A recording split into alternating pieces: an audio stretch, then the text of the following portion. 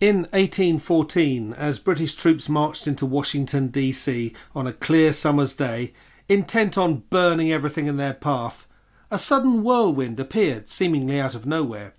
Torrential rain drove the invaders back and put out the fires they had lit. Join us on Aliens Explored as we ask, was this an extraterrestrial intervention? Did alien visitors decide to pick a side in the war? While you're here, check out our Patreon at patreon.com/Aliens Explored, where you can support our podcast for the low, low price of just £2 of our much devalued sterling a month.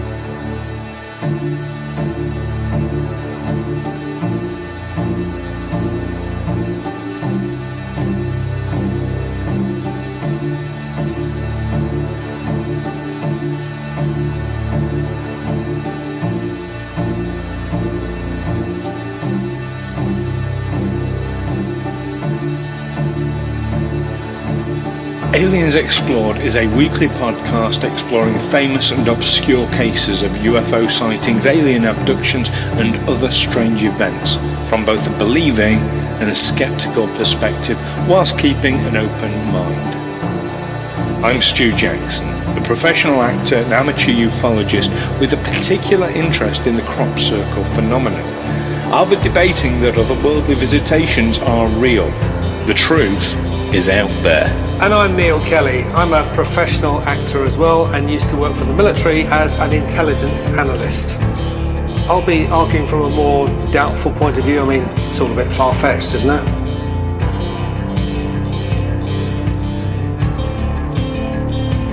Welcome back, listeners, to another episode of Aliens Explored, where we look at recent UFO events, ancient UFO events, and everything in between. I'm one of your hosts, Stu Jackson. And I'm your other host, Neil Kelly. How are you doing, Neil? I'm doing very well, thank you. Excellent. Nice, trying to stay nice and chilled, getting ready for my holidays. So, We were talking about your holidays in the last episode. Did you say you're going to France? France, yeah. Oh, yeah, for excellent. 2 weeks. And at the same time, my daughter's coming over to England, so pass in the channel. But although that can't be helped, she's going to stay with my mum, her grandmother, with the great grandchildren. So it'll be nice, but I won't be involved. Ships that pass in the night. Eh? Yeah, and then she's coming back to France for a holiday, by which time I'll be in England. So. Following in your footsteps, then. Yeah. Nice. How's yourself? Yeah, I'm doing okay, thank you. Got myself a new exercise regime that I'm doing my best to follow, but things are not too bad. Thanks. You feeling the benefits of it? Not yet. It's very early. I mean, I'm feeling more tired than normal, so I'm feeling the effects of it, but no benefits as yet.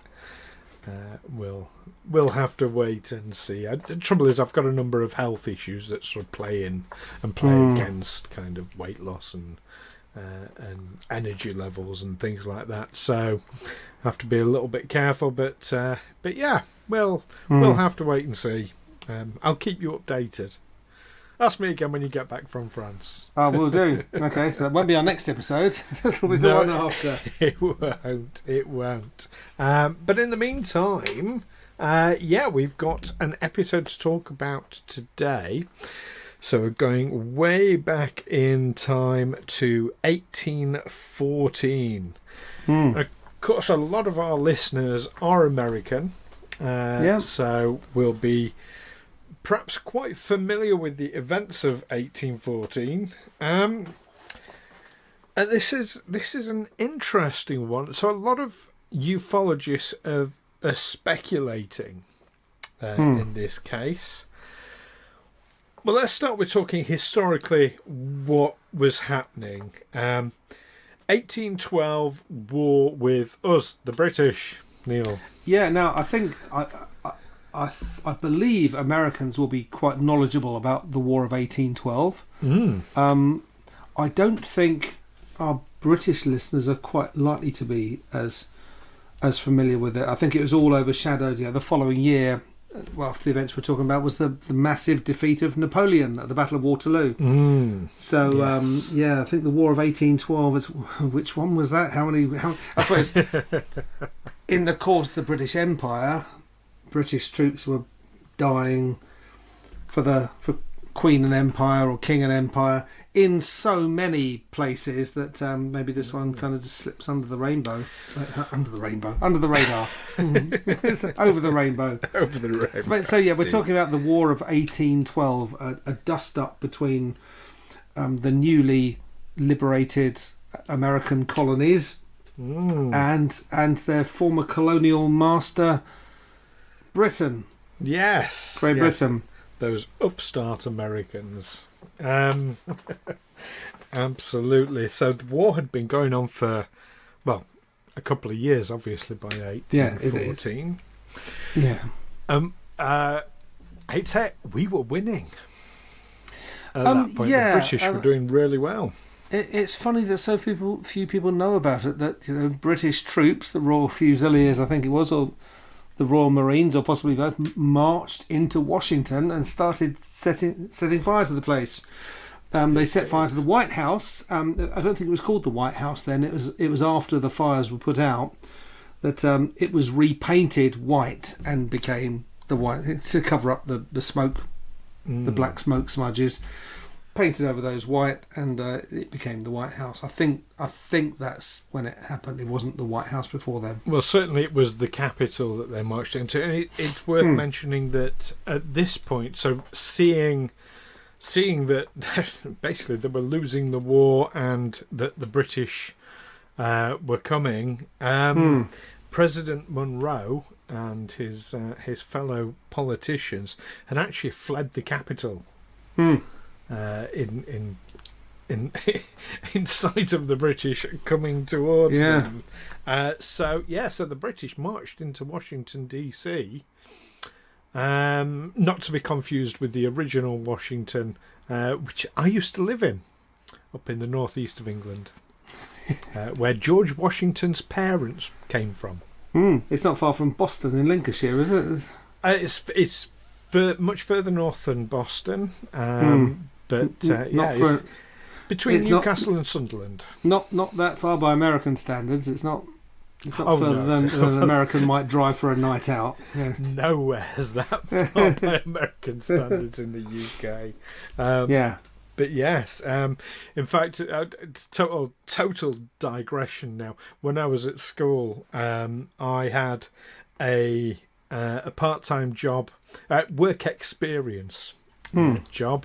Working for a company that renovated furniture and wooden items, stripped them down, stripped all the paint off, things like that.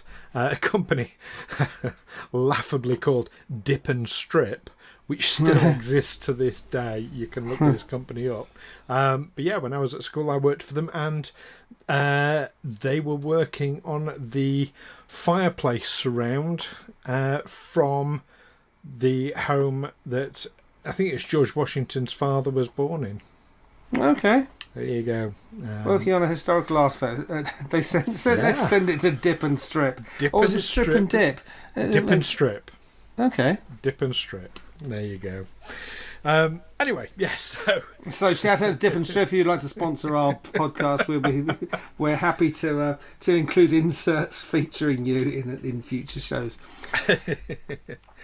So the War of 1812. I mean, I don't know whether had the British troops marched down from Canada, which was still, it's still ruled by the King of England, or had they landed by ship. I mean, Britain had a vast navy that no one in the world could match in those days. Britain was a world power, much like America is now, not to be messed with. So when they come in most of the time, and occasionally massive fuck-ups occur. But that's the nature of war, isn't it? Yeah, that's it. But yeah, no, I don't know which direction they came from. I knew very, very little about this massage. As you rightly said, we here in the UK don't really know much about this. We know about our victories, but I think there might have been American plans to take Canada. I think it started because Britain had banned the slave trade by that time, but of course slavery was still very much alive and well in America, and they were transporting slaves illegally across the Atlantic and being intercepted occasionally by the Royal Navy. This is when they would just dump their slaves over the side and sink them to the bottom of the ocean. But the Royal Navy would still board their ships and maybe round up a few of the crew and say, well, you look like a nice young lad, a likely lad, we'll have you in our Navy. They'd be press-ganged into the Navy. And I think in retaliation, America made moves on British colonies in Canada, which provoked the War of 1812. It was right in the middle of the Napoleonic Wars, so it was a bit of a sideshow. Yes. As far as they were far more concerned about the enemy on their doorstep in France, a very powerful enemy, who even threatened invasion of Britain. So that was far more of an immediate thing. But yes, in 1814, British troops came marching into Washington and decided to set fire to the place, and then something quite mysterious happened. It did. So this had been a hot summer's day, not a cloud in the sky, and of course that made it much easier to set fire to buildings and landmarks and things like that. And then, as you rightly say, all of a sudden the weather changes. You have torrential rain coming down, which is putting out a lot of the fires. You've got hurricanes blowing through the streets, and you've got this tornado which suddenly lands and puts the White House fire out. And this is where the ufology speculation comes in, because it was such an unprecedented, such an unexpected event. It's been suggested that that the aliens watching over America and wanting America to succeed as a country caused this weather change that has kept the Capitol standing to this very day. That's a bit of a leap, I think. Let's talk about this weather first of all. The idea the aliens picked a side. We're gonna USA all the way. Let's go in. I mean, that's what this podcast is about. Is absolutely aliens. I suppose the first question is: was this weather a really freak incident, or has this kind of weather happened before or since? Is it? It's an excellent question. Summer storms aren't that uncommon, are they? And I know that you can have a really hot day and then suddenly the clouds will open and you get really heavy rain. You get those big fat raindrops that come down and soak you to the skin in no time. You certainly can. Certainly hot and humid days like that. But for that to happen, you have to have the clouds to start with. And this was reported as being a cloudless day. So suddenly the clouds came in from somewhere. That in itself is, I would say, a markedly unusual event. I don't think so. Have I ever told you about the time I got caught up in a twister? No, do share. I was in Cyprus with the army, and I had a flat which was a converted barrack block. I was up on the second floor, or for Americans that would be the third floor, ground floor, first floor, second floor. For Americans it was an apartment, not a flat. An apartment, yeah. It wasn't flat. There was nothing flat about it. It was quite high. It's quite three-dimensional, yeah. Yeah, and with a view out over the Mediterranean. And I just happened to look out the bedroom window, and I saw what looked like a white blob out in the middle of the sea.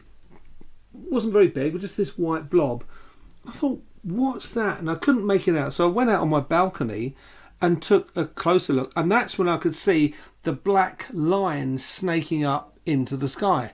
And it was this twister. And other people started noticing it, and I started shouting, and other people started shouting and getting their kids indoors. This thing was coming our way, and I remember it came in, and there was a barrack block, sort of not quite opposite, but it seemed to hit that, but it brought with it this front of weather and torrential rain. It had been a bright, sunny day, clear skies, and then this thing came in and brought a storm with it. So the kind of thing we're talking about in Washington 1814, I have seen in the Mediterranean, which I think is probably a similar climate, isn't it? Okay. And did you have hurricanes blowing as well?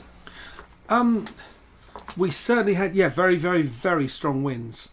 Oh. In fact, there'd been a tornado. I hadn't actually seen it coming in, but when I first arrived in Cyprus, we had torrential rain. And there was a story, one of the guys, he said he was in the boat club, and he had his arm hooked around a pipe, and the tornado had lifted the roof off this building, this wooden shack, and was lifting him into the air. So he was sort of suspended, and he just had his arm hooked around this pipe. That was the only thing stopping him being carried off. This is in the Mediterranean. I understand now in Kansas, for instance, they've got hurricanes that regularly take away people and livestock. So, it is a thing. It goes. It's a very hot day, and then suddenly you see this whirlwind, and a whole weather front comes in with it. Now, I'm going to ask you a perhaps leading question here. Mm-hmm. Can you be certain that UFOs or alien intervention was not involved in your experience? No. I can't ever be certain of that. But it seemed to me to be a natural weather phenomenon. Yeah. And it wasn't uncommon out there. It happened 3 times in the 3 years I was out there. So not that regular, but... Right.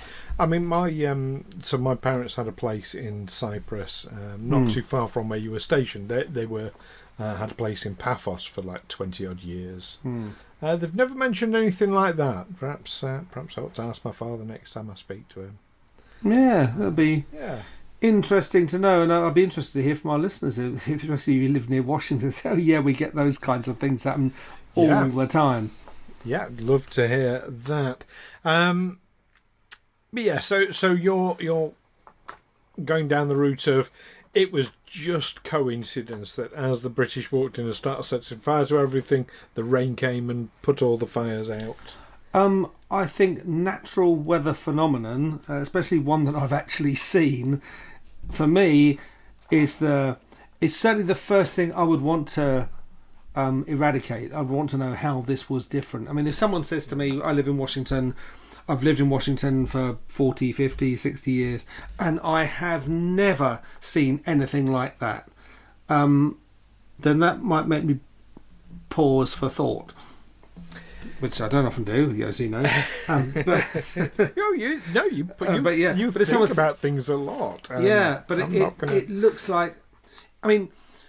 there have been other instances in history when military campaigns have been thwarted by the weather. Probably the most famous one in our history, although this is in our history as well, but it seems less well known. The one that most people in this country will know about will be the Spanish Armada, which was an invasion fleet coming from Spain, coming to invade England in the Elizabethan times. Was it 1589? Was it 1588? 1588. And then suddenly there were massive storms which just wrecked their fleet. Yeah. Well, it's interesting you raise that as an example because, and this may surprise you, this is one of those occasions when we don't disagree. Okay. So... this is probably going to make for a shorter episode than normal. But yeah, no, I don't think alien intervention happened in this case at all. And very much like with the Spanish Armada, a lot of people at the time said, oh, well, it was God intervening to save the British and all the rest of it. Well, of course, you get the same kind of, let's say, rhetoric, in America, of course, where, well, it was, at the time, it was probably seen as, well, God was saving America from the British, or something of that nature. Well, of course, extraterrestrial activity is the new divine, isn't it? Yeah, it's the new magical. Also, the Spanish Armada story is bolstered by the fact that what they don't mention is the following year, 1589, there was an English Armada which sailed to Spain to try to take Spain and suffered exactly the same kind of fate. So, yeah, if there was intervention, it was pretty even-handed. Yeah. Absolutely. I'm always reminded of the story of Joan of Arc, France and England being at war, and Joan of Arc famously given the message from God to go and defeat the British. Well, of course, the British were given the message from God that they need to go and attack the French. So, so whose side is this God person on anyway? Well, yeah, the invasion of 1066, that was by papal bull, wasn't it? The Pope ordered that England should be taken by William the Bastard, who then changed his name to William the Conqueror. Yeah.